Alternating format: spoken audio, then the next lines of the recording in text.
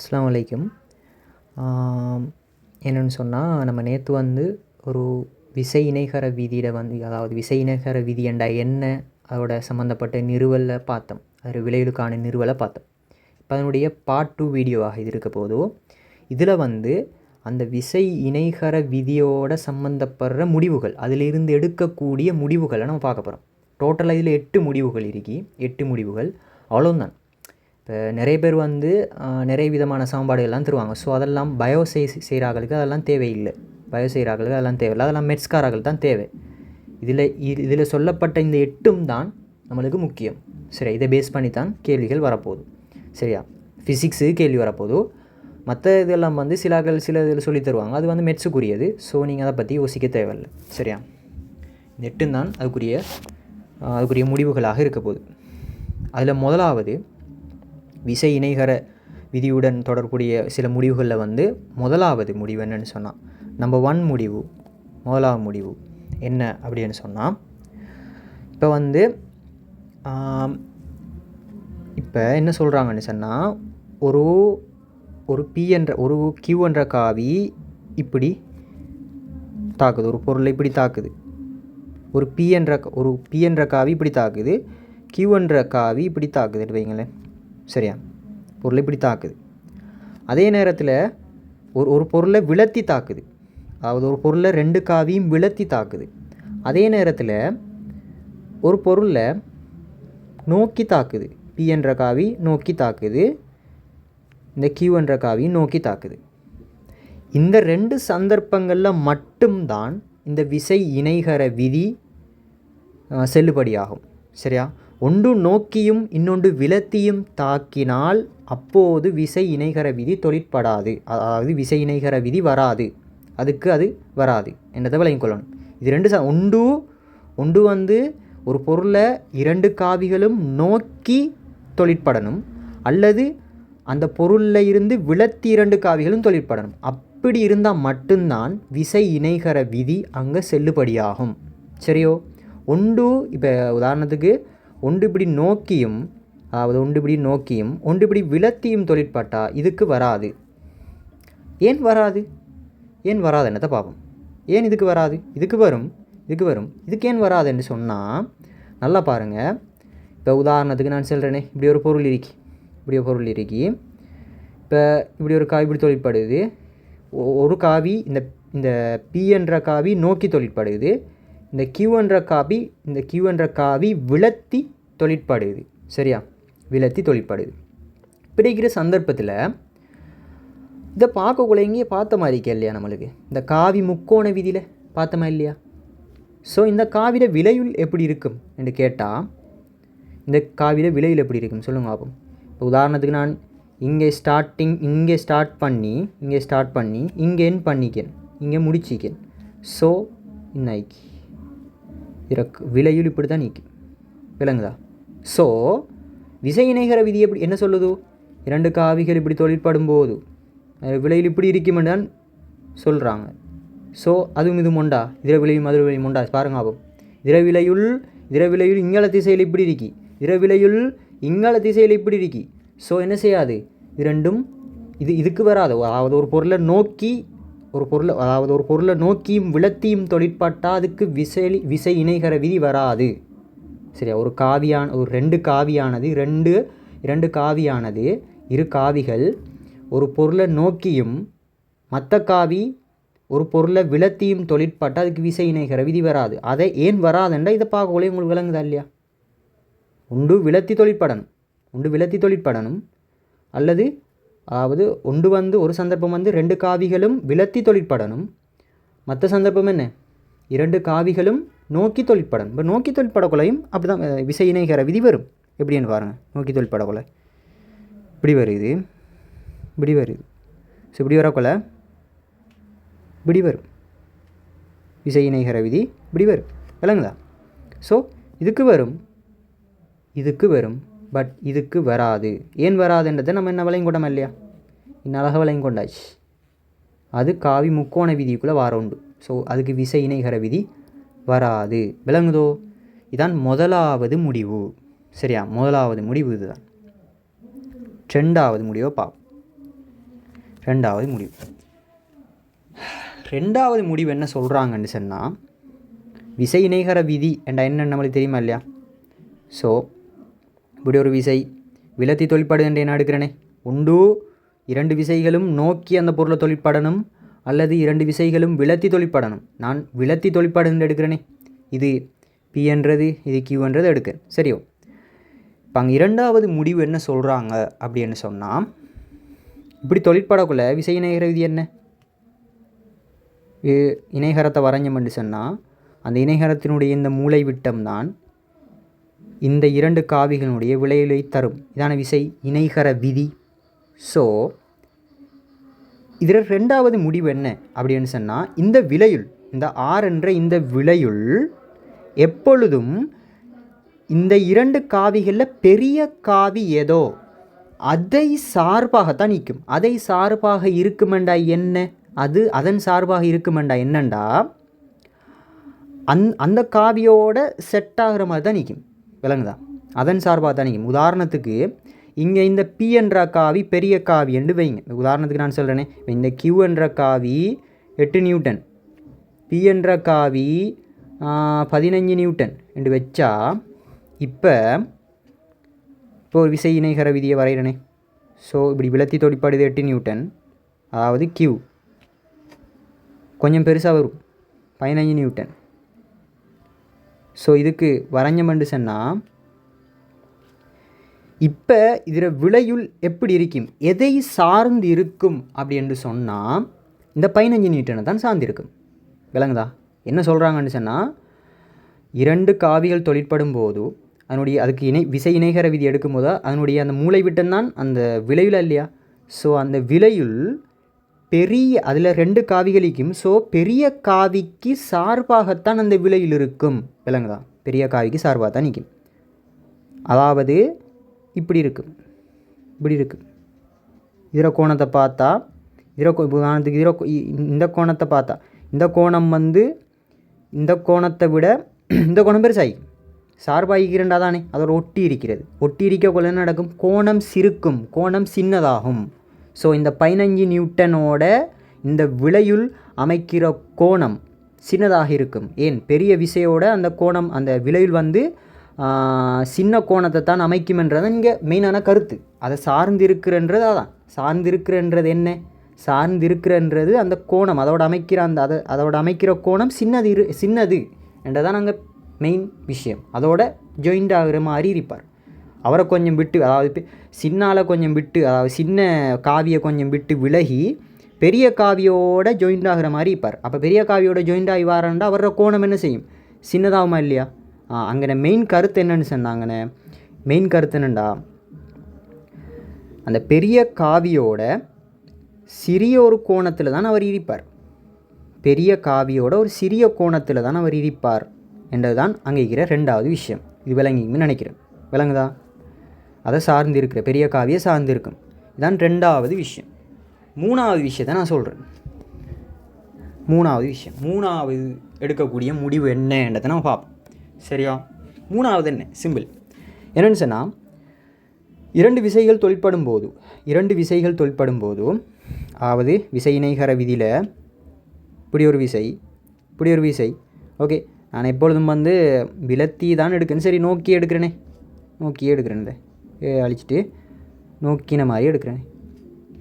So okay, இப்படி உண்டு நோக்கின மாதிரி. ஸோ இப்போ இது Q, இது P.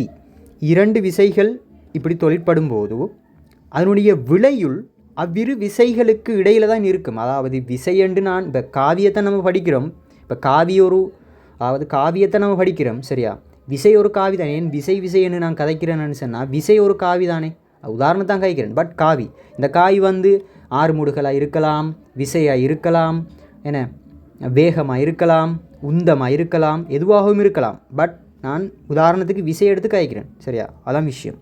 ஸோ 2 காவிகள் இப்படி ஒரு பொருளை நோக்கி தொழிற்படும் போது அவ்விரு காவிகளினுடைய விளையுள் எப்பொழுதும் அக்காவிகளுக்கு இடையிலேயே காணப்படும். சரியா? எப்பொழுதும் காவிகளுக்கு இடையில தான் இந்த விளையில் காணப்படும். அதான் 3வது முடிவு. சரியோ? அடுத்த 4வது முடிவு என்ன அப்படின்னு சொன்னால், 4வது முடிவு பார்ப்போம். சரியா? ஒரு சின்ன முடிவு தான், ஆனால் அதில் ஒரு எக்ஸ்ட்ரா ஒரு விஷயம் மட்டும் சொல்லித்தருவேண்ணா. சொல்லித்தருவேன். என்னென்னு சொன்னால், அது வந்து என்னென்னு சொன்னால், இப்போ ஒரு பொருளை இப்படி நோக்கி ஒரு காவி ஒன்று தாக்குது. இப்போ இதுக்கு என்ன செய்யும்? விசை இணைகர விதி வருமா இல்லையா? ஸோ விசை இணைகர விதி வரும். இதான் அதனுடைய விளைவு. சரியானே? சாரி, இந்த ஆறுன்றதை நான் கொஞ்சம் தள்ளி போடுறேன்.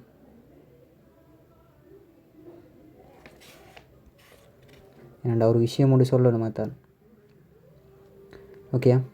தான் இதனுடைய விளைவில் தானே. ஓகே, இது Q, இது P. அதாவது 2 விசைகளின், நான் கொஞ்சம் மாற்றி போட்டேன். நோக்கி இருந்தால் விலையில் எப்படி வரும்? இப்படி தான் வரும். இந்த மூளை விட்டம் தான் வரும். ஆனால் திசை இப்படி வரும். விளங்குதா? ஓகே.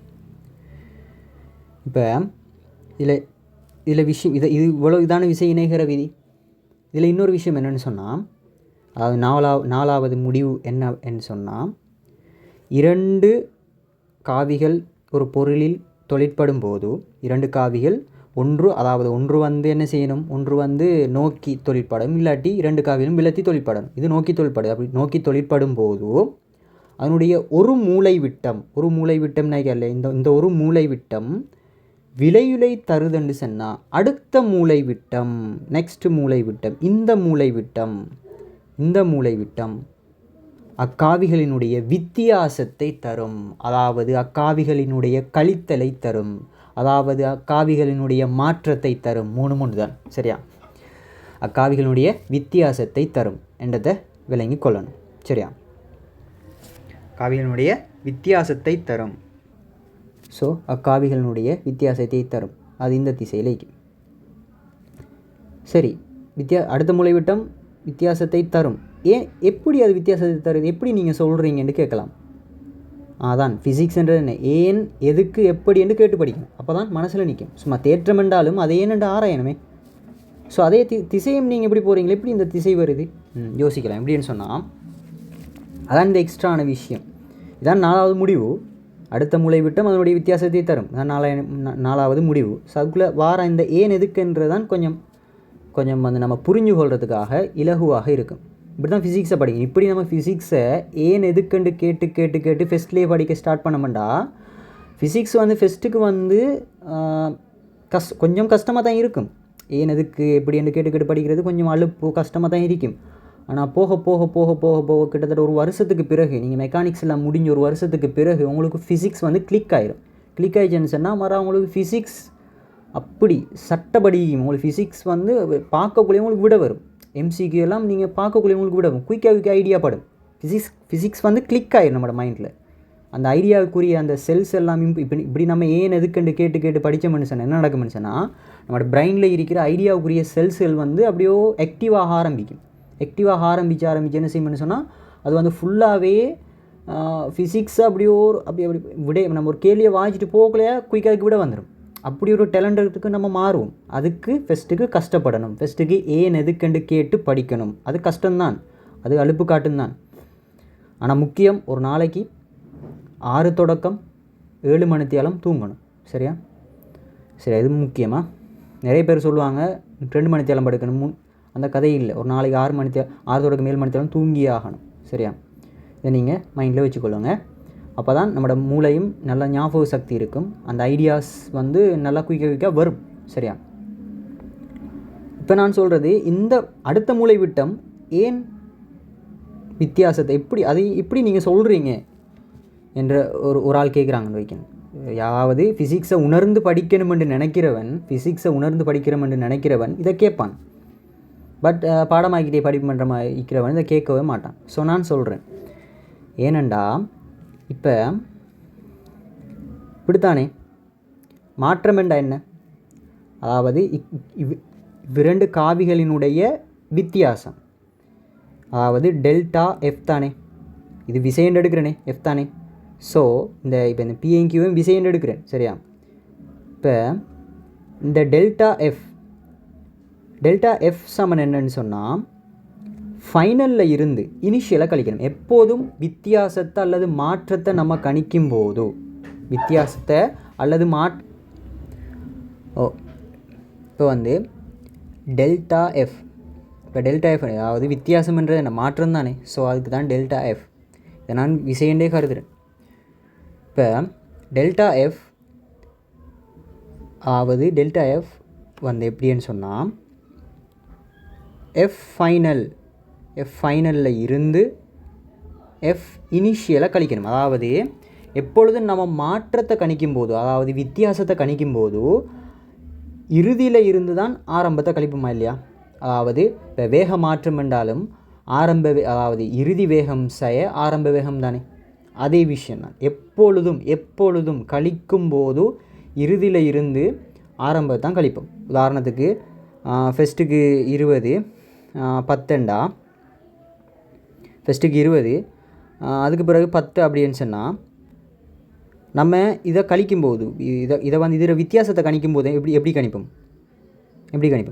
ஃபஸ்ட்டுக்கு வந்து இந்த பெருமானம் ஃபஸ்ட், லாஸ்ட் பெருமானம் தான் இது.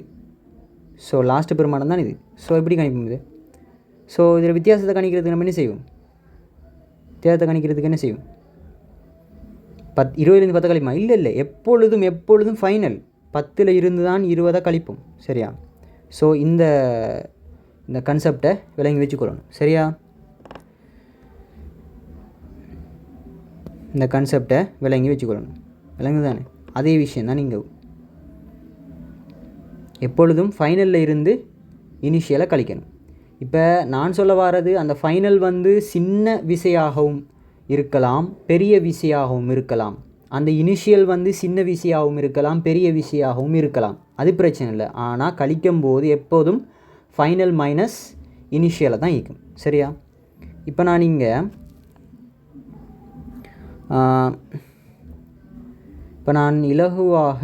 இந்த இலகுக்காக நான் என்ன செய்கிறேன்னு சொன்னால் இதை வந்து F2 என்று எடுக்கிறேன், இதை வந்து F1 என்று எடுக்கிறேன். அப்போ ஃபைனல் விசை இந்த P தானே, எஸ் P. அப்போ டெல்டா எஃப் ஃபைனல் என்ன, P மைனஸ் Qவா இல்லையா, இனிஷியல் வந்து Q. ஓகே, இதில் திசையை பார்க்கணும். முதலாவது இதில் திசை என்ன, P வந்து கிடை நோக்கிய திசை, Q வந்து இந்த Q என்றது வந்து இப்படி திசை, விளங்குதா. இப்போ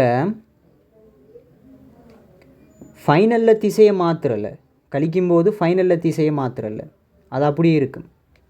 மாற்றுறது எந்த திசை, இந்த கியூட அதாவது இனிஷியலில் திசையை தான் மாற்றணும். கீழ் நோக்கிக்கு மேல் நோக்கிய திசை மாற்றிட்டேன். திசையை மாற்றினத்தால் அதனுடைய குணகமும் மாறும், மைனஸ் வந்து ப்ளஸ்ஸாக மாறும், விளங்குதா. நான் படிச்சுக்க என்ன தியரி ஒரு இது ஒன்று இருக்குது, என்னென்னு சொன்னால் காவிகளினுடைய திசையை மாற்றும் போது அதனுடைய குணகங்களும் மாறிக்கொள்ளும், விளங்குதா.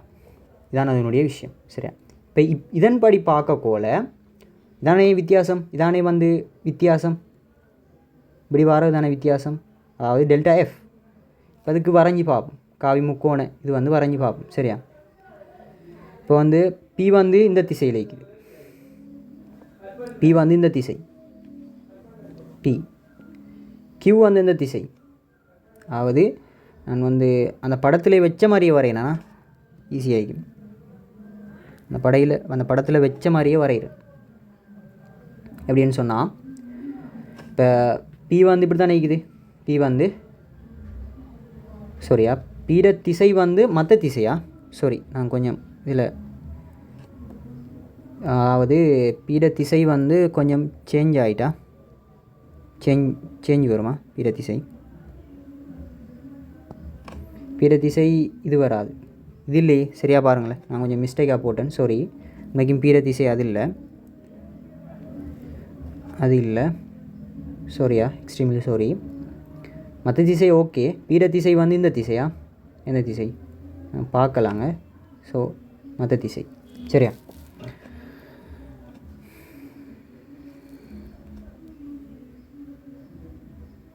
இந்த திசை. விளங்குதா? இப்போ இதுக்கு காவி கூட்டல் வரைபடம் வரைவோம். சரியா? முதலாவது இப்போ நான் என்ன செய்கிறேன், பியை வரைகிறேன். பி அப்படியோ வரைகிறேன். அதுக்கப்புறம் இந்த கியூ வந்து ஃபஸ்ட்டுக்கு கீழ் நோக்கி, அதாவது மேல் நோக்கி தானே இப்போ டெல்டா வருது. ஸோ மேல் நோக்கி இதை நான் வந்து சாரியா, இதில் ஒரு சின்ன ஒரு மிஸ்டேக் உண்டு. சின்ன ஒரு மிஸ்டேக். அதாவது 2 காவிகள் நோக்கி ஒரு பொருளை தாக்கப்படும் போது அதனுடைய வித்தியாசம் வந்து மற்ற திசைக்கு வரும். மற்ற திசைக்கா திசை வந்து அதாவது மூளைவிட்டம் அடுத்த மூளைவிட்டம் வித்தியாசத்தை தரும். அது சரி, திசை வந்து மற்ற திசை இப்படி வரும். திசை சரியா, திசை இப்படி வரும். அது எப்படின்னு சொன்னால் இதை நான் அது ஏன் என்றதை நான் இதை வச்சு விளங்கப்படுத்தேன். ஸோ இது ஓகே, இது ஓகே, இந்த விஷயம் ஓகே. இதுக்கு காவி கூட்டல் வரைபடம் வரையப்படும். அதாவது பியை நான் வரைகிறேன். இதை ஸ்டார்டிங் பாயிண்ட் வரைஞ்சிட்டு திசை மாற்றிடனே. ஸோ கியூ வந்து கீழ் நோக்கி இருந்துச்சு, பட் டெல்டாவில் அது மேல் நோக்கி வரும். ஸோ மேல் நோக்கி மாற்றிட்டேன். ஸோ இது எண்டிங் பாயிண்ட். இப்போ இதுக்கு இது பார்த்த மனுஷன், அதாவது இதுக்கு வந்து ஸ்டார்டிங் இதில் விலையுள் ஸ்டார்டிங் நாய்க்கு எண்டிங் நாய்க்கு இந்த கோடை இணைச்ச மனுஷனா ஸ்டார்டிங்கில் இருந்து எண்டிங்கை நோக்கினதாக இருக்கும். ஸோ இப்படி வரும் ஆர். இதுதான் இதில் இருக்கிற விஷயம். ஸோ இப்போ அது வந்து அந்த 4வது முடிவு உங்களுக்கு விளங்கிட்டு தானே. 4வது முடிவு என்ன, 2 காவிகள் ஒரு புள்ளியை நோக்கி அல்லது விலத்தி தொழிற்படும் போதோ அதனுடைய ஒரு மூளை அதுக்கு விசை இணைகர விதியை நம்ம வரைஞ்சோம்னு சொன்னால், இணைகரத்தை வரைஞ்சோம்னா ஒரு மூளை விட்டம் விளைவுலை தருது அப்படி என்று சொன்னால் அடுத்த மூளை விட்டம் அக்காவிகளினுடைய வித்தியாசத்தை தரும். சரியா, இவடுத்த 6 போட்டுட்டேன். 6ல் டெல்டா எஃப் அதாவது வித்தியாசத்தை தரும். விளங்குது தானே? இதை நம்ம அந்த முடிவை வந்து விளங்கி கொள்கிறோம்.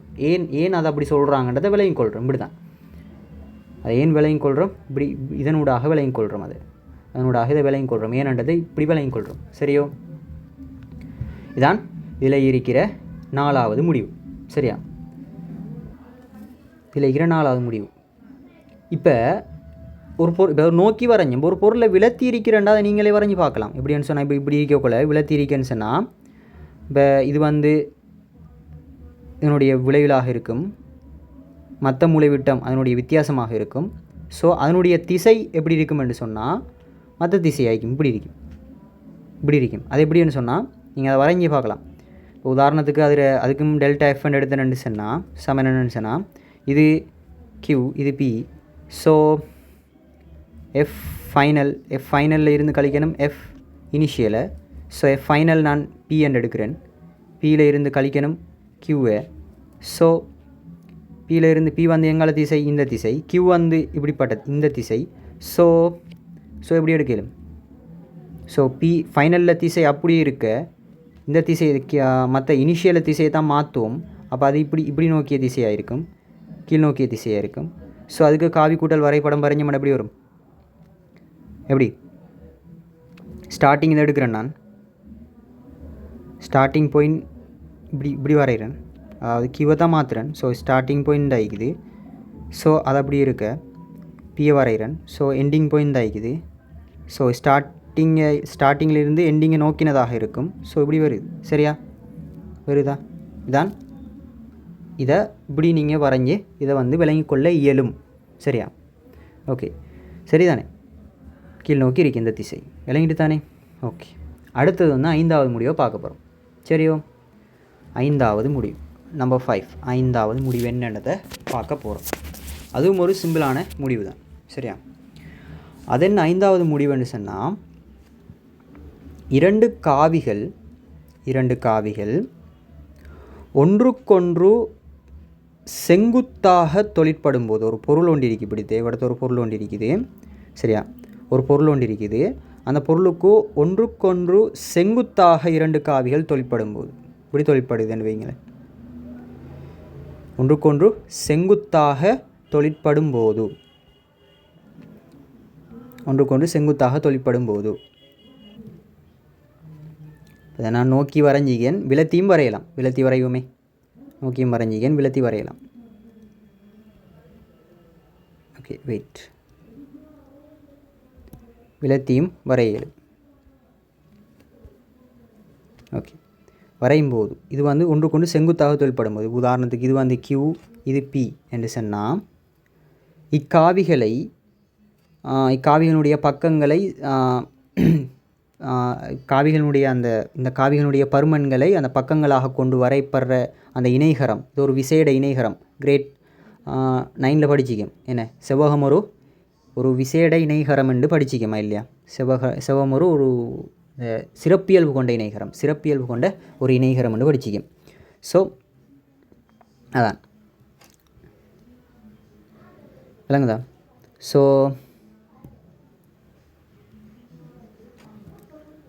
வரையப்படுற அந்த இணைகரம் வந்து அந்த இணைகரத்தினுடைய மூலை விட்டம், அந்த இணைகரத்தின் மூலை விட்டம் என்ன? இந்த ஆர்.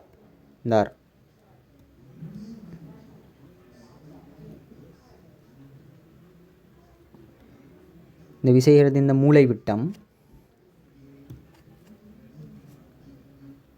இந்த மூலை விட்டம் இந்த ஆர், இந்த மூலை விட்டம் அதாவது இந்த இரண்டு ஒரு பொருளை நோக்கியோ அல்லது ஒரு பொருளை விலத்தியோ இரண்டு காவிகள் தொழிற்படும் போது, நான் வந்து உதாரணத்துக்கு விலத்தி என்று எடுத்தீங்கன், தொழிற்படும் போது அக்காவிகளினுடைய பக்கங்களை சமாந்தர பக்கங்களாக கொண்டு ஒரு இணைகரம் ஒன்று அமைச்சோம்னா அது ஒரு சிறப்பியல்பு கொண்ட இணைகரம் செவ்வகமாக உருவாகும். அந்த செவ்வகத்தினுடைய ஒரு மூலை விட்டம் வந்து அந்த விலையிலை தரும். விளங்குதா? ஒரு மூலை விட்டம் வந்து இதையும் அந்த விசை இணைகர விதி தான் அந்த விலையிலை தரும். சரியா? ஒரு மூலை விட்டம் விலையிலை தரும், மற்ற மூலை விட்டம் என்னது தரும்? அதனுடைய வித்தியாசத்தை தரும். ஆனால் இப்படி ஒன்றுக்கொன்று செங்குத்தாக தொழிற்படும் போது அந்த விலையிலும் அந்த வித்தியாசமும் ஒன்றுக்கொன்று சமனாக காணப்படும். அந்த விலையுளின் பருமனா திசை அல்ல, விலையுளின் பருமன் மட்டும்தான், திசை அல்ல. விலையினுடைய பருமனும் அந்த அதாவது அந்த வித்தியாசத்தினுடைய பருமனும் ஒன்றுக்கொன்று சமனாக காணப்படும். சரியோ? ஒன்றுக்கொன்று சமனாக காணப்படும். இது வந்து என்ன? வித்தியாசம். இந்த வித்தியாசம் இப்படி இருக்கும். திசை வந்து சமனாயிக்காது, டெல்டா எஃப். ஸோ இந்த ஆரும் இந்த டெல்டா எஃப்பும் சமனாக காணப்படும். இதான் இதில் இருக்கிற 5வது விஷயம். சரியோ? இப்போ இந்த ஆர் எப்படி கணிக்கலாம் யோசிங்க ஆகும். இந்த ப்ராக்டிக்கலாகவும் யோசிக்கலாம், தியரி வைஸாகவும் யோசிக்கலாம். அதாவது அந்த நிறுவல், நம்ம நேற்று ஒரு நிறுவல் ஒன்று நிறுவனம் தானே, ஸோ அந்த நிறுவலை வச்சும் யோசிக்கலாம், ப்ராக்டிக்கலாகவும் யோசிக்கலாம். ப்ராக்டிக்கலாக யோசிக்கிறது ஒரு வழி ஒன்று பைதகரசுர தேற்றம். ஸோ அதை ப்ராக்டிக்கலாக யோசிப்பாங்க, பைதகரசுர தேற்றம். ஸோ இது ஒரு செங்கன முக்கோணி தானே. ஸோ இது ஆர், இது பி, இது கியூ, இது கியூ வேண்டா, இதுவும் என்ன கியூ.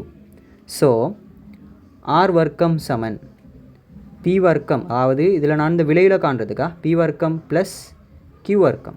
ஸோ ஆர் சமன் பி ப்ளஸ் கியூ முழுவதின் வர்க்கமூலம், அதாவது பி வர்க்கம் ப்ளஸ், அதாவது பி வர்க்கம் ப்ளஸ் கியூ வர்க்கம் முழுவதின் வர்க்கமூலமாக இருக்கும். தான் அதனுடைய விலையிலாக இருக்க போகுது. விளங்குதோ? பி வர்க்கம் ப்ளஸ் கியூ வர்க்கம் முழுவதின் வர்க்கமூலமாக இருக்கும். விளங்குதா? இது வந்து பைதகரஸ் தேற்றத்திலையும் யோசிக்கலாம். ஆனால் நேற்று நிறுவப்பட்ட அந்த நிறுவலில் வச்சியும் நம்ம யோசிக்கலாம். நேற்று நிறுவப்பட்ட அந்த நிறுவலுக்கான சமன்பாடு என்ன? ஆர் சமன் வர்க்கமூலம் பி வர்க்கம் ப்ளஸ் கியூ வர்க்கம் ப்ளஸ் 2pq cos தீட்டாவா இல்லையா? எஸ். இப்போ ஆர் சமன், இப்போ இந்த 2pq cos தீட்டா, இங்கே cos தீட்டா என்ன? இங்கே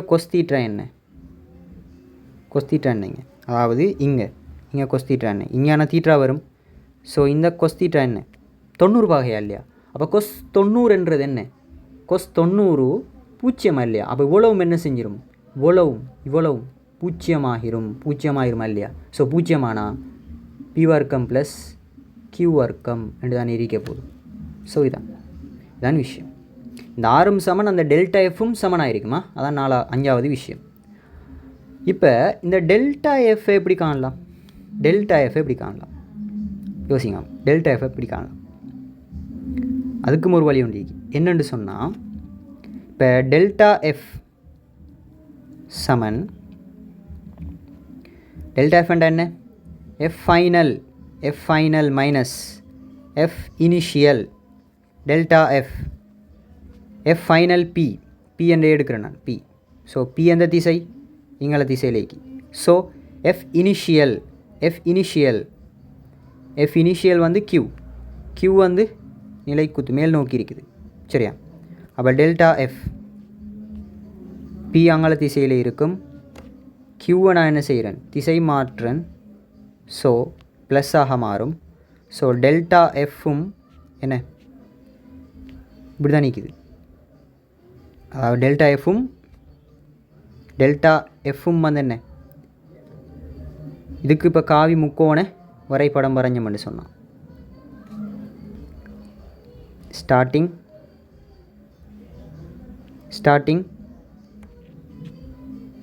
எண்டிங்.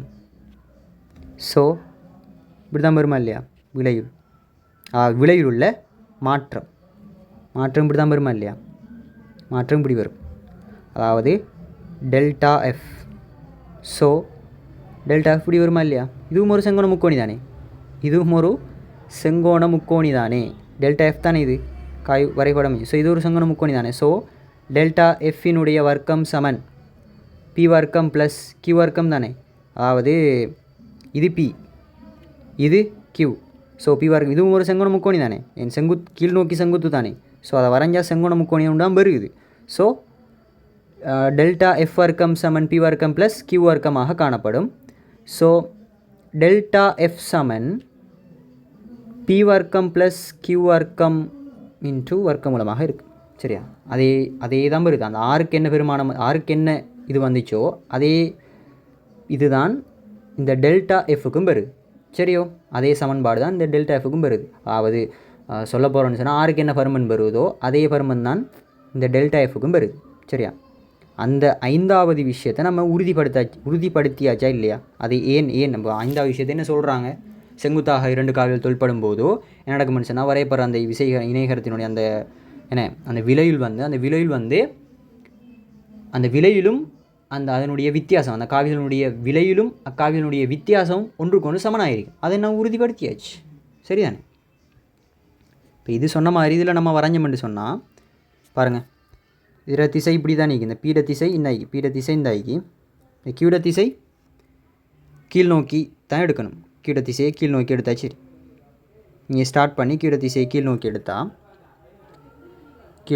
சரி. அந்த கீட திசை இப்படி கீழ் நோக்கி எடுத்தா சரியான. ஸோ இது ஒரு செங்கோண முக்கோணி. இந்த கீட திசையை மாற்றுறது தான் வரும். ஸோ இந்த கீட திசை இப்படி மாற்றினோம்னு சொன்னால் மேல் நோக்கி இருக்கிறத கீழ் நோக்கி மாற்றினோம்னு சொன்னால் இது ஒரு செங்கோண முக்கோணியாக உருவாகும். இப்படி ஓகே. இது மாறாது. பீட திசை மாறாது. இப்படியும் இருக்கும். இந்த கீட திசை தான் மாறும். ஸோ கீட திசை இப்படி இருக்கிறது. கீட திசை கீழ் நோக்கி மாறும். கீழ் நோக்கி மாறிச்சுன்னு சொன்னால்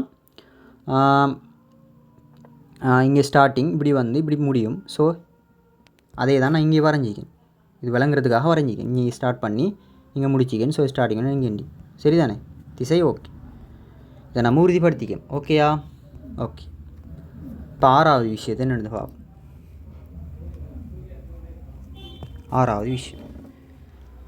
6வது விஷயம் என்னன்னு சொன்னால் இந்த 6வது விஷயம் வந்து என்னென்னு சொன்னால் 6வது முடிவு என்னன்னு சொன்னால் இப்போ 2 காவிகள் ஒரு புள்ளியில் இப்படி தொழிற்படும் போது சரியா? ஒரு புள்ளியில் இப்படி 2 காவிகள் தொழிற்படுன்னு வைங்களேன். அந்த 2 காவிகளும் சமன் எஃப் தான் சரியா? அந்த 2 காவிகளும் சமன் எஃப் தான் சரியா? அதாவது 2 தொழிற்படுற அந்த 2 காவிகளும் சமனான காவிகள். அதான் நீங்கள் சொல்ல வராங்க. 2 தொழிற்படுற காவிகளும் வந்து அந்த 2 காவிகளும் சமனான காவிகளாக இருக்கும்போது அதை அந்த பக்கங்களை சமாந்தர பக்கங்களாக கொண்டு நம்ம ஒரு விசை இணைகரத்தை வரைஞ்சி விசை இணைகர விதி எடுப்போமா இல்லையா? இந்த ஆறும் இந்த டெல்டா எஃப்பும் இந்த ஆறும் இந்த டெல்டா எஃப்பும்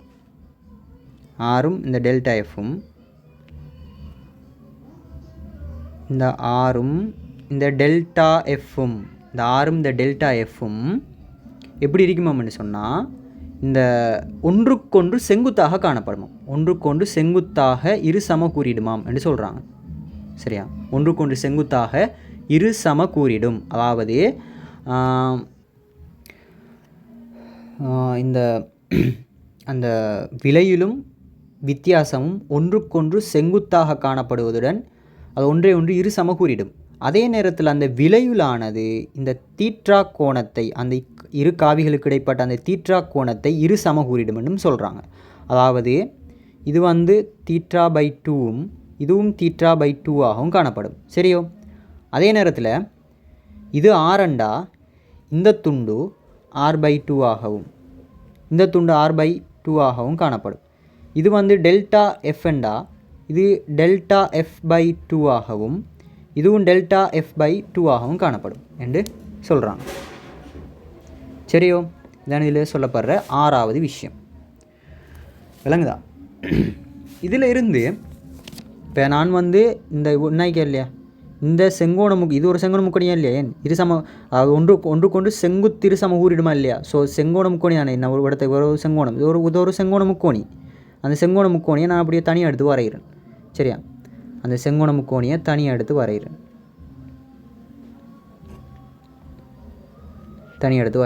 ஓகே. இப்போ இது வந்து என்ன? R by 2. இது என்ன? Delta F by 2. இது என்ன? எஃப். அடுத்தது இது என்ன? தீட்டா பை 2 இல்லையா? Theta by 2. இப்போ இந்த ஆரை முதல்ல இப்போ நம்மளுக்கு இங்கே தேவை என்ன? இந்த ஆர் தேவை. இந்த ஆர் தெரிஞ்சால் ஓகே தானே? இப்போ நம்மளுக்கு ஒன்று இங்கே ஆர் தேவை, இன்னொன்று இந்த டெல்டா எஃப் தேவை. இப்போ ஆர் எப்படி காணலாம்? அதாவது ஆர் எதில் இருக்கி? இந்த கோணத்துக்கு இந்த தீட்டா பை 2க்கு எப்படி இருக்காது? எப்படி இருக்கி? அயற்பக்கம் ஐக்கா இல்லையா? அயற்பக்கம் ஐக்கி. ஸோ அயற்பக்கம் இருக்கி. ஸோ நம்மளுக்கு தெரியும் செம்பக்கம் தெரியும். அப்போ அயற்பக்கமும் செம்பக்கமும் சம்பந்தப்படுற விகிதம் என்ன? கொஸ். அப்போ கொஸ் தீட்டா பை 2 சமன் என்ன? அயற்பக்கம் ஆர் பை 2 கீழ் செம்பக்கம் எஃப். விளங்குதா? ஸோ கொஸ் தீட்டா பை 2 சமன் ஆர் கீழ் 2f. ஸோ இந்த 2f வந்து இப்படி முன்னுக்கு வரும். இப்படி இங்கால இப்படி வரும். இங்கே பிரிப்படுற இங்கால வந்து என்ன செய்யும்? பெருக்கப்படும். ஸோ 2f கொஸ் தீட்டா பை 2 சமன் ஆறாக இருக்கும். ஸோ ஆறுக்குரிய ஒரு தொடர் கொண்டு எடுத்தாச்சு. விளங்குதா? எடுத்தாச்சு. ஓகே. இப்போ அடுத்தது நம்மளுக்கு என்ன தேவை? இந்த டெல்டா எஃப் தேவை. டெல்டா எஃப் இந்த கோணத்துக்கு இந்த தீட்டா பை 2க்கு எதிர்பக்கத்தில் இருக்கா இல்லையா? ஸோ எதிர்பக்கம் ஓகே, செம்பக்கம் தெரியும். ஓகே. அப்போ அதோட சம்மந்தப்படுற ஒரு விகிதம் என்ன? Sine. So sine theta by 2 சமன் என்ன? எதிர்பக்கம் டெல்டா எஃப் பை 2 கீழ் எஃப் ஆக இருக்கும். ஸோ அதே மாதிரி தான் 2f சைன் தீட்டா பை 2 சமன் என்ன? டெல்டா எஃப் ஆக இருக்கும். விளங்குதா? இந்த ரெண்டு வந்து பெருக்கப்படும். இங்கே பிரிப்பற இங்கே போய் பெருக்கப்படுது. சரியா? தான விஷயம். ஓகே. இது அடுத்த தொடர்பு. எதுக்கான தொடர்பு? மாற்றத்துக்கான, அதாவது வித்தியாசத்துக்கான தொடர்பு. அந்த காவிகளுடைய வித்தியாசத்துக்கான தொடர்பு. விளங்குதா? இதான் 6வது விஷயம். சரியோ? இந்த 6வது விஷயத்தோட தொடர்பட்ட ஒரு சின்ன ஒரு கேள்வி ஒன்று இருக்கு. அந்த கேள்வியுடைய ஐடியாவிலையும் கொண்டா இதில் வரக்கூடிய கேள்விகளுக்கு, எம்சிக்கு கேள்விகளுக்கு குயிக்காக நம்ம விடையளிக்கக்கூடியதாக இருக்கும். அந்த ஐடியா கேள்வி ஒன்று எடுத்து பார்ப்போமா? அதை என்ன சொல்கிறாங்கன்னு சொன்னால், சமபருமனுடைய விசை தான், சமபருமனுடைய விசை எஃப் என்று எடுக்கிறாங்க. ஸோ இப்படி தாக்குது, எஃப் தாக்குது. ஸோ அதில் விதிப்படி என்ன? அந்த முடிவுப்படி என்ன? முடிவுப்படி இது செங்குத்து சமக்கூடுமா இல்லையா? இந்த கோணத்தையும் இரு சமக்கூடுமா இல்லையா? ஸோ இந்த கோணம் தாராங்க. ஃபஸ்ட்டுக்கு வந்து கோணம் வந்து தீட்டா வந்து 120 பாகை தாராங்க. அதுக்கு பிறகு தீட்டா வந்து எத்தனை 90 பாகை தாராங்க. அதுக்கு பிறகு தீட்டா வந்து 60 பாகை தாராங்க. இந்த மூன்று சந்தர்ப்பத்திலையும் அந்த எஃப் என்ன ஆர் என்ன என்னது, அதாவது டெல்டா எஃப் என்ன, டெல்டா அதாவது வித்தியாசம் என்ன, விலையில் என்னன்றதை பார்க்க போகிறோம். சரியோ? இப்போ தீட்டா 120 பாகைண்டா தீட்டா பை 2 என்ன 60 பாகை இல்லையா? ஸோ நம்மளுக்கு தெரியும், மேலுக்கு இருக்கிற சமன்பாடு படி தெரியும் நம்மளுக்கு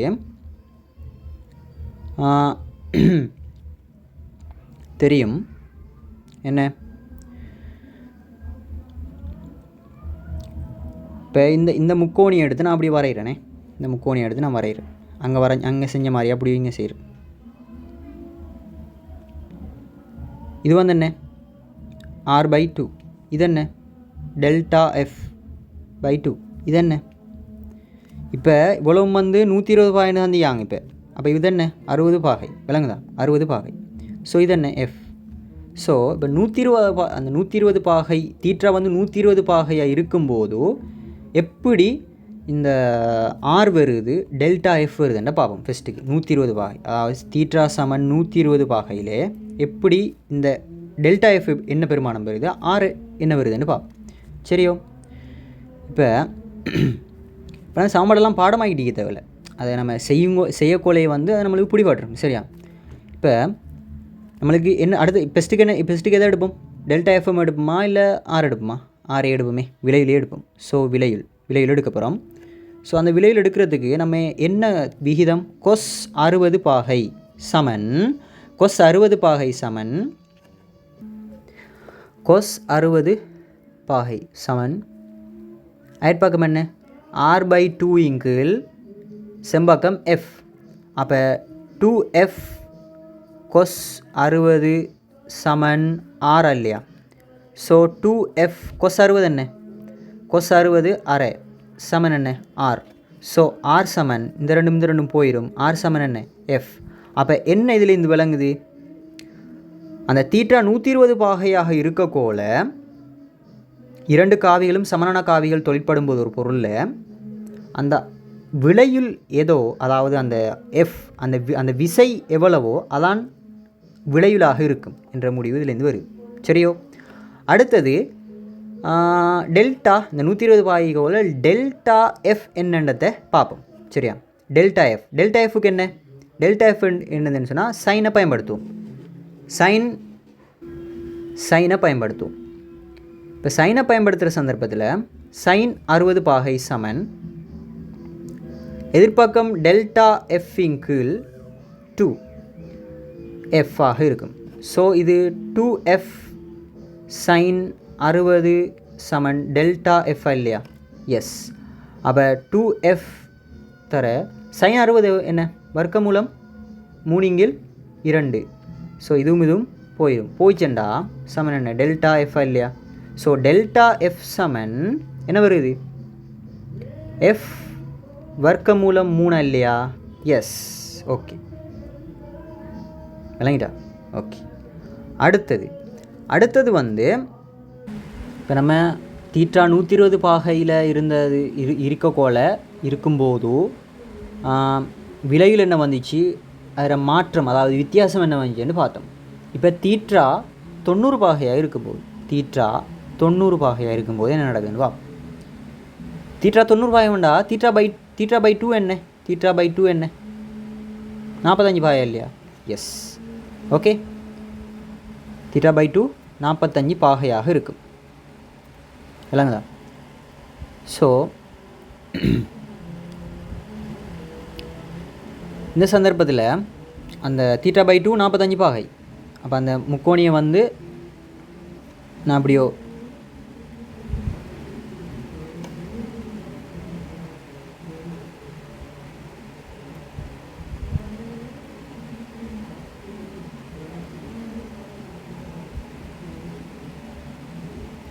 முக்கோணியை வந்து நான் அப்படியே காப்பி பண்ணி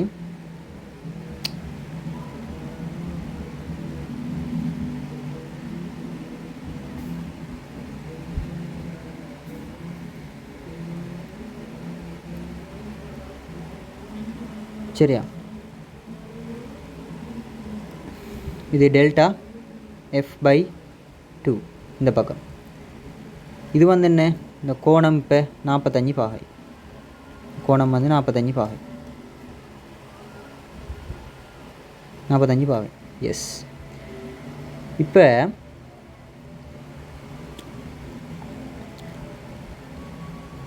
ஆரை காணும், விளைவில் காணும். சரியா?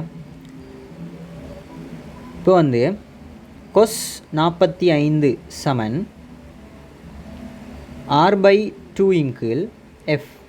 ஸோ 2f கொஸ் 45 சமன் ஆர் இல்லையா? ஸோ 2f கொஸ் 45 என்ன? வர்க்கமூலம் 2 இன்கீழ் அது ஒண்டிங்கில் வர்க்கமூலம் 2 சமன் என்ன? ஆர். ஸோ 2f இன்கீழ் வர்க்கமூலம் 2 சமன் ஆர். ஸோ இப்போ இந்த 2 இந்த 2 வந்து நான் எப்படி எப்படி எழுதலாம்? 2 வர்க்கமூலம் தர 2 வர்க்கமூலம் தர எஃப் என்று எழுதலாம் இல்லையா? ஸோ அதன் கீழ் வர்க்கமூலம் 2 இல்லையா? ஸோ இந்த வர்க்கமூலம் 2 இந்த வர்க்கமூலம் 2 போயிடுச்சண்டா ஆர் சமன் என்ன? எஃப் வர்க்கமூலம் 2 இல்லையா? எஃப் வர்க்கமூலம் 2. இப்போ கொஸ் 45 அடுத்தது வந்து சைனுக்கு எடுக்கிறேன். இப்போ வந்து அடுத்து வந்து டெல்டா எஃப் தானே இப்போ வேணும். டெல்டா எஃப்க்கு சைன் 45 இல்லையா? சைன் 45 சைன் 45 பாகைன்னு வரும். டெல்டா f/2 இன்கீழ் எஃப் இல்லையா? எஸ். f/2 டெல்டா f/2 இன்கீழ் எஃப் சைன் 45 பாகை. இப்போ நல்லா யோசிச்சு பாருங்கள். கொஸ் 45 என்ன? வர்க்கமூலம் கொஸ் 45 ஒண்டிங்கில் வர்க்கமூலம் 2. சைன் 45 ஒண்டிங்கில் வர்க்கமூலம் 2 தான். ஸோ அதுக்கும் அதே தான் பெறப்போகுது. அதாவது டெல்டா எஃப்பும் அதே தான் பெறப்போகுது. எஃப் வர்க்கமூலம் 2 அதே தான் பெறப்போகுது. விளங்குதா? ஓகே. அடுத்தது அது வந்து செஞ்சு காட்டணுமா? இல்லையே, அது ப்ராக்டிக்கலாக யோசிச்சாலே சரி. என்ன கொஸ் 45 ஒண்டிங்கில் வர்க்கமூலம் 2, அது மாதிரி சைன் 45 ஒண்டிங்கில் வர்க்கமூலம் 2. ஸோ அதே தான் பெறப்போகுது. சைன் அதாவது கொஸ் போட்டு ஆர் என்ன வந்துச்சோ அதே பெருமானம் தான் டெல்டா எஃப்க்கும் பெறப்போகுது. ஆர் வந்து எஃப் வர்க்கமூலம் 2, டெல்டா எஃப்பும் எஃப் வர்க்கமூலம் 2 தான். விளங்குதா? இப்போ அடுத்தது தீட்டா வந்து 60 பாகையாக இருக்கக்குள்ள என்ன நடக்குன்னு வா. தீட்டா வந்து 60 பாகையாக இருக்கக்குள்ள தீட்டா சமன் 60 பாகை. தீட்டா 60 பாகையாக இருக்கும்போது என்ன நடக்குது பாப். சரியா? இப்போ அந்த முக்கோணி நம்மளுக்கு தெரியும்.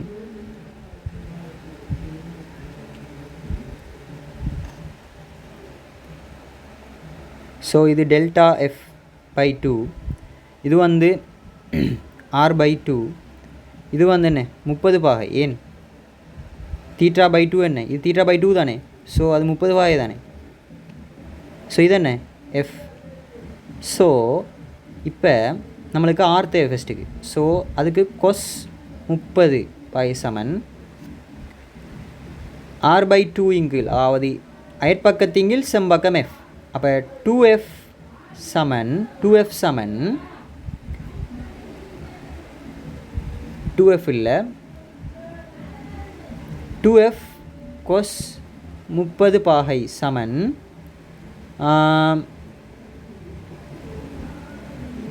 என்ன? ஆர். 2f கொஸ் 30 என்ன? வர்க்கமூலம் 3 2 இல்லையா? வர்க்கமூலம் 3 2 சமன் ஆர். ஸோ இதுவும் சுருக்கப்பட்டுரும். ஸோ ஆர் சமன் என்ன? எஃப் வர்க்கமூலம் 3 இல்லையா? எஸ். எஃப் வர்க்கமூலம் 3. அதே நேரத்தில் சைனை பார்ப்போம். அதாவது டெல்டா எஃப்பை பார்ப்போம். சைன் θ/2 தானே. சைன் 30 இப்போ சமன் டெல்டா எஃப்பின் கீழ் 2 கீழ் எஃப் ஆக இருக்குது. ஸோ 2f சைன் 30 சமன் டெல்டா எஃப். 2f தர சைன் 30 என்ன? ஆஃபா இல்லையா? அரை. So delta f. So delta F சமன் என்ன? இதுவும் சுருக்கப்படும் டெல்டா எஃப் சமன் எஃப், அதாவது டெல்டா எஃப் சமன் எஃப்ஐ இல்லையா, எஃப் டெல்டா எஃப் சமன் எஃப்ஐ இல்லையா, இதான் சைன், அதாவது தீட்டா 60 பாகையாக இருக்கக்கோல டெல்டா எஃபினுடைய பெருமானம் அந்த எஃப்பாகத்தான் இருக்குது. விளங்குதோ? இப்போ இங்கே வந்து ஆர், இங்கே டெல்டா எஃப் ஒரு லிஸ்ட் ஒன்று சாருனே ஈஸியாகி, மேலே கோணமே இங்கே தீட்டா 120 பாகை இருக்கக்குள்ள ஆர் வந்து எஃப்பாக இருக்குது. இந்த டெல்டா எஃப்ன்றது வர்க்கமூலம், அதாவது எஃப் வர்க்கமூலம் 3ஆக இருக்குது. தீட்டா வந்து 60 பாகையாக இருக்கக்கோல, சாரி தீட்டா வந்து 90 பாகையாக இருக்கும்போது, தீட்டா வந்து 90 பாகையாக இருக்கும்போது இது உண்டு. 90 பாகையாக இருக்கும்போது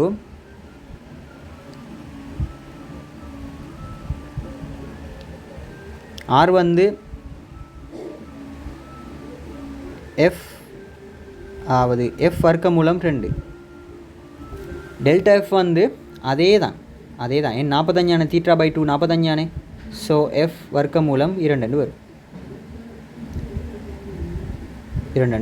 சரியோ? அடுத்தது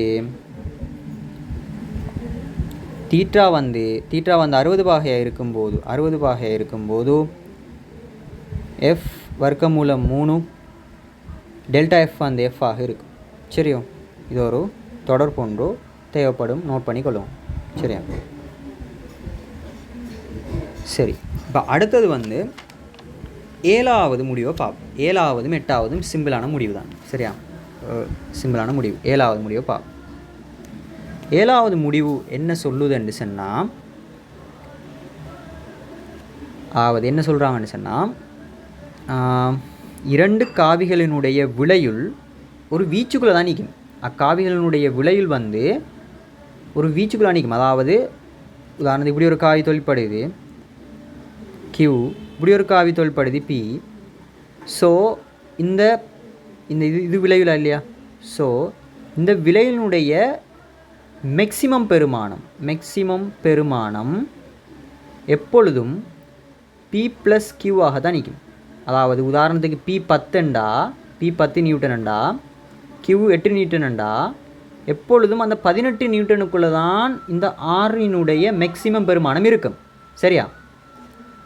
அதான் இதில் இருக்கிற விஷயம். பி ப்ளஸ் கியூவாக தான் நிற்கும். அடுத்தது இந்த ஆரினுடைய இந்த விளையினுடைய நல்லா கட்டுகளும் விளையில் தனது மினிமம் என்ன கொள்ள சிலாக்கள் யோசிக்கிற வந்து இது வந்து வித்தியாசமோ, அப்போ திசையை மாற்றணுமோ அந்த கதையோ அப்படின்னு யோசிக்கிற. அப்படி எந்த கதையும் இல்லை. சரியா?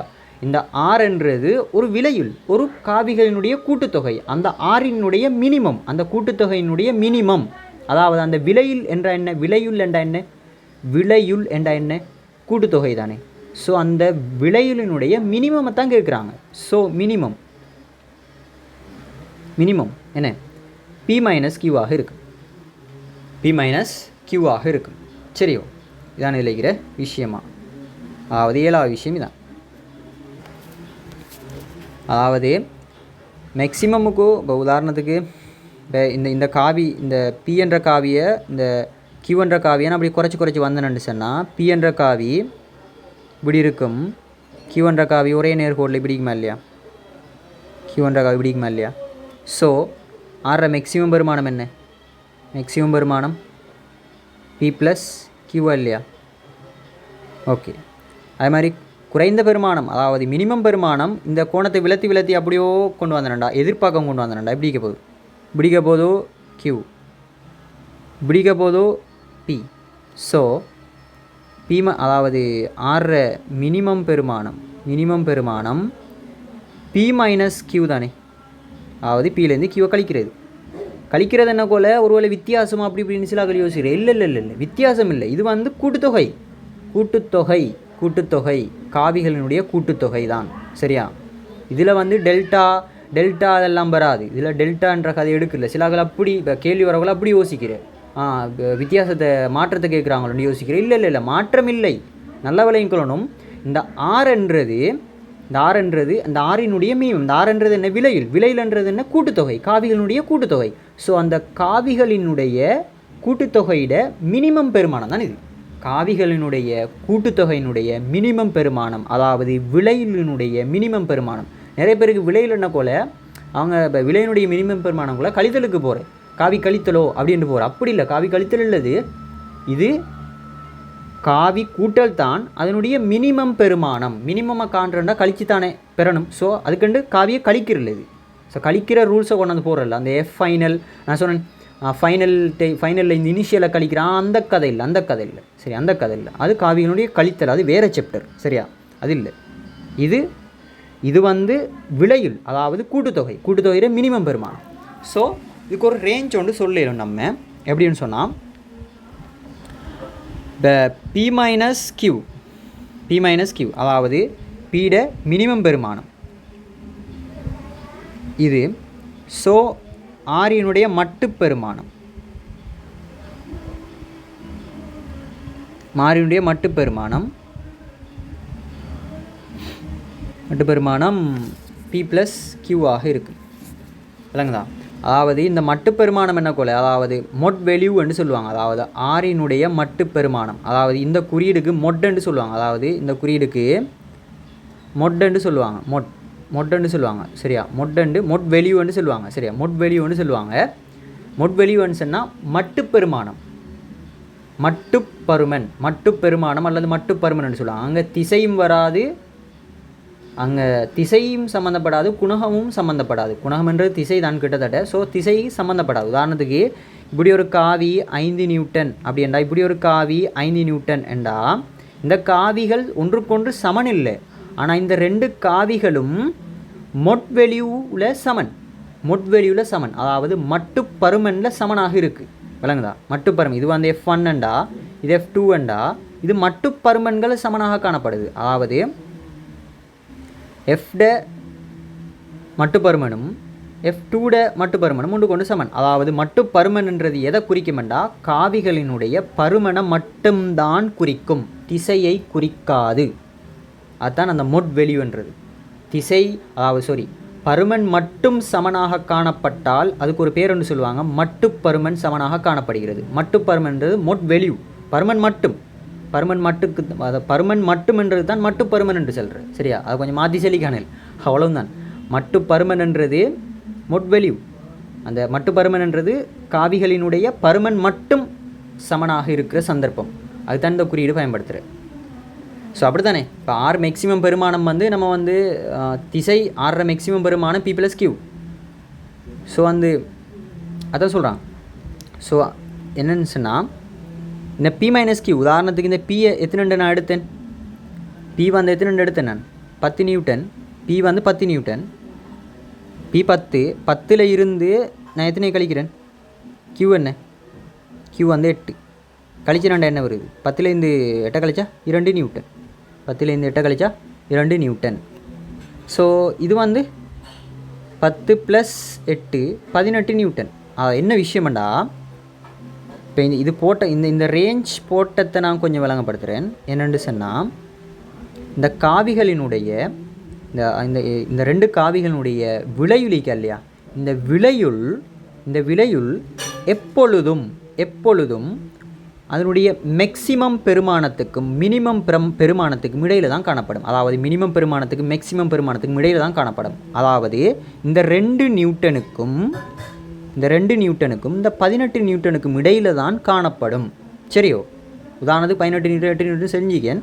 இந்த 2 நியூட்டனுக்கும் இந்த 18 நியூட்டனுக்கும் இடையில் தான் காணப்படும்.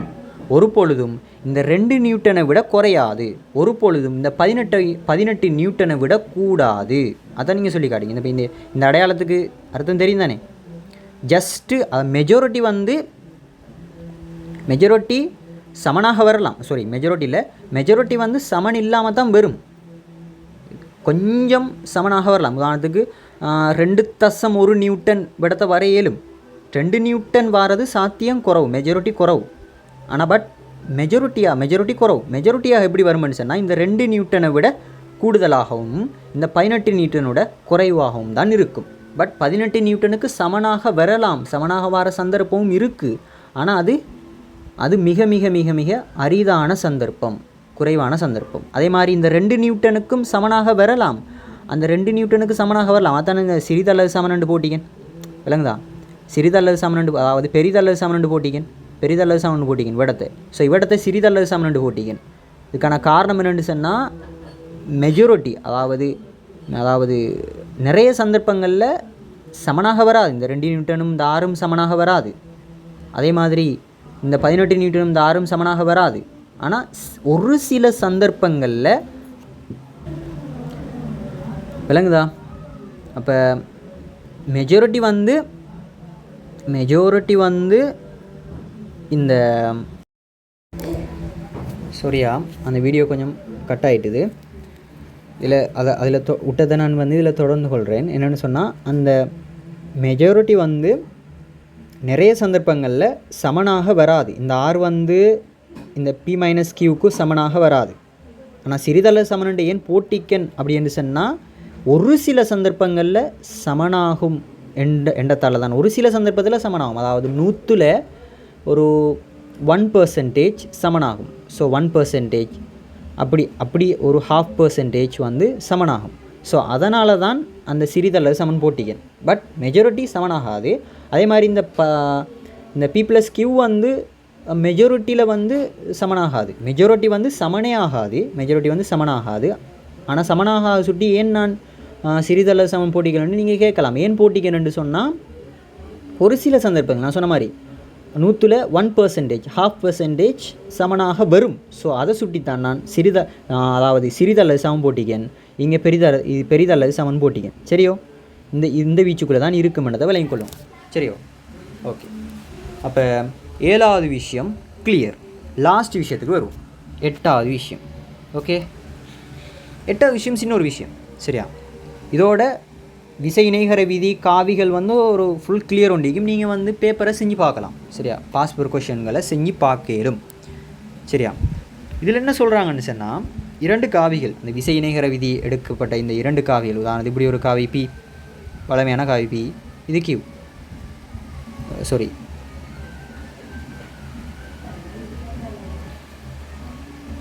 இது Q, இது P. இப்படி இருக்கிற சந்தர்ப்பத்தில் இப்படித்தான விலையில் வரும், ஆர் இப்படித்தான விலையில் வரும். ஸோ இந்த சந்தர்ப்பத்தில் இந்த 2 காவிகள் வந்து ஒரு குறிப்பிட்ட ஒரே மடங்கால் அதிகரிக்குது. ஒரு மடங்கால் அதிகரிக்குது வெப்பமே. உதாரணத்துக்கு ஒரு மடங்கால் அதிகரிக்குது. இந்த குறிப்பிட்ட இந்த 2 காவிகளும் இப்போ N என்ற மடங்காலையும் இதுவும் N என்ற மடங்காலையும் அதிகரிக்குது என்று சொன்னால் இந்த விலையிலும் அதே மடங்கால் அதிகரிக்கும். இதுதான் விஷயம். இப்போ அதிகரிக்குதுன்னு சொன்னால் உதாரணத்துக்கு இதை விட கொஞ்சம் பெருசாக கிருவோமே, இப்படி அதிகரிச்சு NQ, நான் இந்த NQ, ஸோ இது வந்து என்ன NP, ஸோ இப்படி வருது. அதை கொஞ்சம் இதை வரைகிறேன் நான்.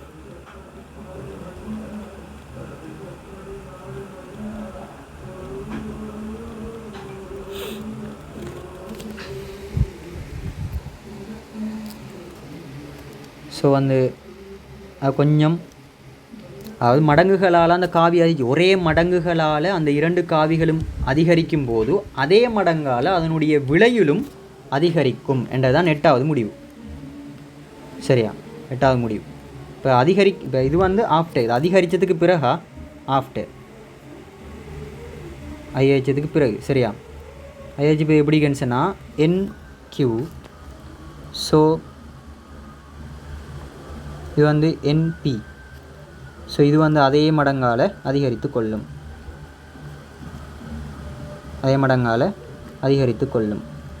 NR ஆக இருக்குது. இதுதான் 8வது விஷயம். ஆனால் இன்னொரு விஷயம் முடிக்க என்னென்னு சொன்னால், இந்த இணைகரத்தை கொஞ்சம் மாறி நான் இதை வரைஞ்சிக்கேன். ஸோ இது ஒரு இணைகரம் தான். சரியா? இது ஒரு இணைகரம் தான். சரியா? ஸோ இன்னொரு விஷயம் என்னென்னு சொன்னால், இங்கே தீட்டா ஒண்டிக்குமா இல்லையா? தீட்டா ஒண்டிக்கும். அதே நேரத்தில் இப்போ நான் இதை வரைஞ்சி இதை அழிச்சு கொள்கிறேனே, ஏன் அழிச்சு கொள்கிறேன்டா, இங்கே அதைத்தானே நான் இன்னும் இங்கே வரைஞ்சிக்கேன். ஸோ இது அப்படி இருக்குது. ஸோ அந்த எண்ணென்ற மடங்கால் அதிகரிக்கும் போது அது கொஞ்சம் பெருசாக தானே வரும். அந்த பெருசாக வந்தது தான் இது, அந்த பெருசாக வந்தது தான் இது. அதான் நான் வரைஞ்சி பெருசாக வந்தது. இப்போ இந்த சந்தர்ப்பத்தில் இவ்விடத்தை இந்த தீட்டாண்டு இருக்கும். இப்போ இங்கே தீட்டாண்டு ஒன்று இருக்கு, தெரியுமா இல்லையா? தீட்டா ஒன்று இருக்கு. இப்போ நீங்கள் இந்த தீட்டாக்கு எதுவும் நடக்குமா? அதே மாதிரி இந்த பி வந்து இந்த பி வந்து இந்த விலையிலோட அமைக்கிற கோணம் உதாரணத்துக்கு எக்ஸ்ண்டு வளமையாக குறிக்கிறதானே. ஸோ அந்த எக்ஸ் என்ற கோணம் ஒன்று இருக்கு. ஸோ இந்த தீட்டாக்கு எதுவும் நடக்குமா, இந்த எக்ஸுக்கு எதுவும் நடக்குமான்னு கேட்டால் அப்படி ஒன்றுமே நடக்காது. அந்த தீட்டா ஏதோ அதே தான் இங்கேயும் அந்த தீட்டாவாக இருக்கும். இந்த எக்ஸ் ஏதோ அதே தான் இங்கேயும் அந்த எக்ஸாக இருக்கும். விளங்குதா? விளங்க நான் கேட்குறது.